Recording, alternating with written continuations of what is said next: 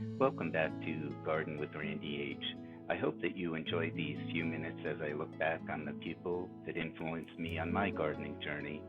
I don't believe that genetics was a contributing factor in my pursuit of gardening, but rather through osmosis of my grandparents' experiences. I'd also be interested in learning who influenced you. If you'd like to share that, please provide your experience in the comments section of this video. Recently, when I returned to New York, my brother and I visited where my maternal grandmother was raised in Unionvale, Dutchess County, New York. To our family, the area has always been known as the Clove Valley.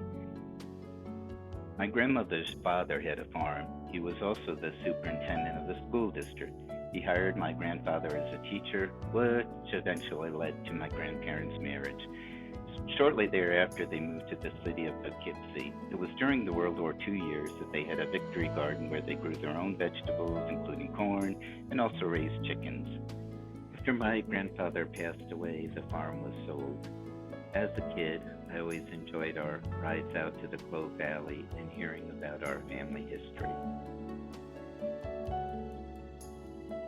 I never met my paternal grandfather, as he died a few years before I was born. He was the gardener at the Reese Estate in Houstonville, New York. This is a more recent picture of the Reese's home from Architectural Digest. Mr. Reese was a respected lawyer and professor of law at Columbia University. His wife Frances was an environmentalist who worked tirelessly to protect the beauty of the Hudson River Valley. I will include a few related links about them. During my grandfather's tenure, the Reese Estate was managed by a large staff. My grandfather is third from the right in this picture.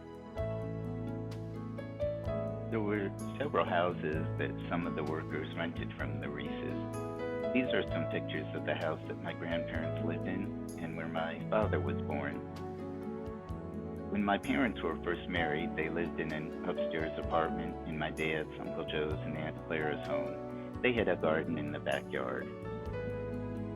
In time, my parents purchased their first home.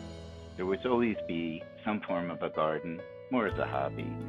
Initially, the garden was in the very back of our yard. One of my chores included making trips a few times a week with a watering can. As a teenager, this was my least favorite chore and probably stunted my desire to do any kind of gardening. Going forward quite a few years, my early 40s, I purchased a house in Colorado.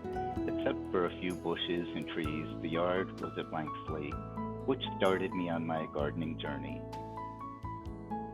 I was mainly focused on planting a few trees, flowers, and ornamental grasses. Here are a few pictures of my efforts.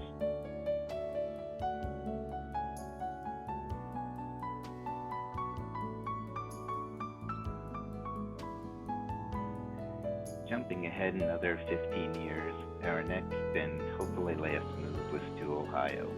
Our yard is approximately half an acre. The backyard is on a downward slope of the hill.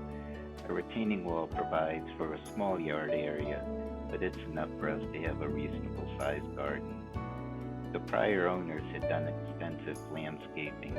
The flower garden has a variety of flowers, providing for something blooming from spring to fall.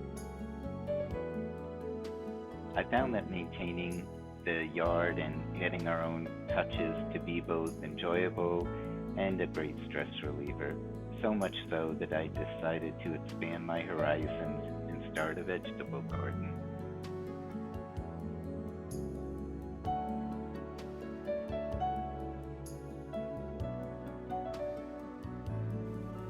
If you like this video, please click on the thumbs up.